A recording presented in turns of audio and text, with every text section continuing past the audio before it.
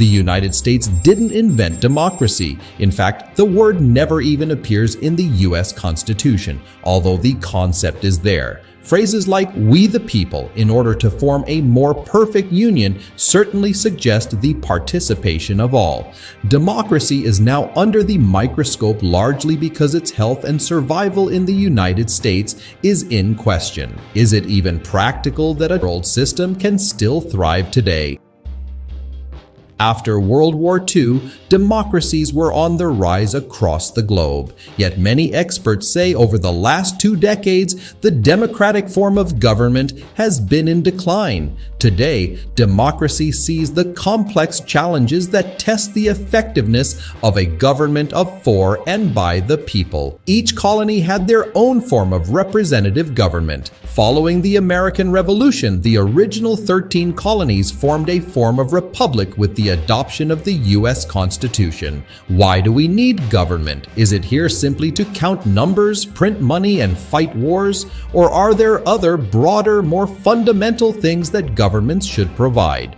The Constitution says its purpose is to secure the blessings of liberty. So what does that even mean?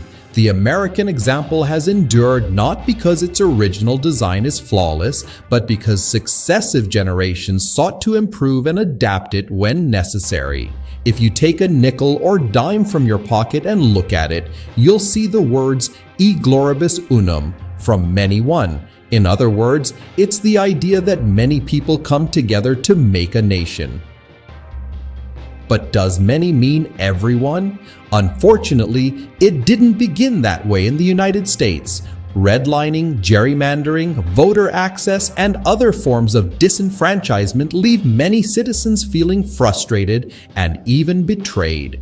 Our governing system is built on the importance of voting and the rule of law. So if people perceive that system as unfair, the result is cynicism or worse, inaction. Many people believe that money is the root of so many problems facing democracy today. Does $1 have more say than one vote? It begs the question, how powerful is your one vote if it's up against billions of dollars from special interest groups? PAC stands for Political Action Committee. They provide a way for groups of people, corporations, labor unions, and others to raise and spend funds to influence politics. Now, this creates an avenue for powerful interests to act collectively, often without public disclosure. Citizens United versus the Federal Election Commission was a consequential 2010 Supreme Court decision. It opened the floodgates for super PACs and big money to influence elections. Voters who lose faith in the system often feel the need to take matters into their own hands to create change. Now, populism isn't necessarily bad in and of itself, but history proves that a lot can go wrong. When divisiveness associated with populism creates an US versus them component, mob rule or overzealous leadership often dissolves democracy into authoritarianism. Authoritarianism is the opposite of democracy. In 1933, hunger, homelessness, and unemployment plagued the nation. People were eager for a strong leader and real change. Many found hope in President Franklin Delano Roosevelt. At the time, some believed we'd be better served by a dictatorship. Famous supporters included William Randolph Hearst. This American publisher felt the national situation could be remedied by a dictator. He went so far as to write and produce a film called Gabriel Over the White House.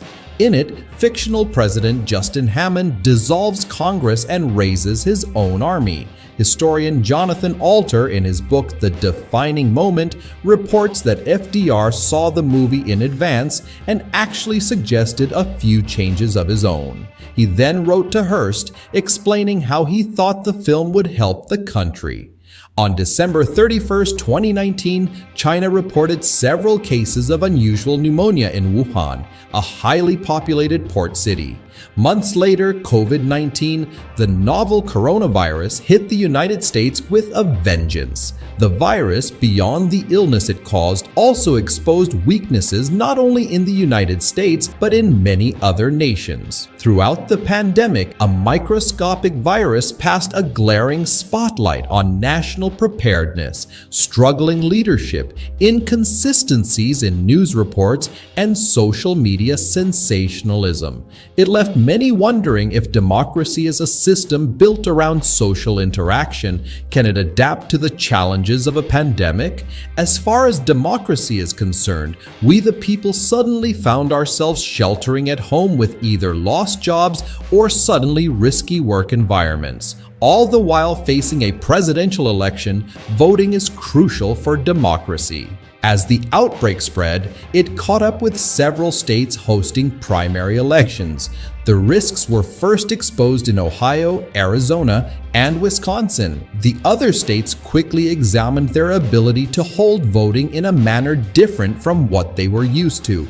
Guidelines about social distancing and sanitizing made normal voting methods challenging or impossible. Several states pushed back primary dates or instituted mail-in ballots. The statistics weren't the only issue. How does a candidate effectively run a campaign on screen instead of in person? As desirable as democracy is, unforeseen circumstances like poverty, war, or in this case, a global pandemic stress an already stressed political system.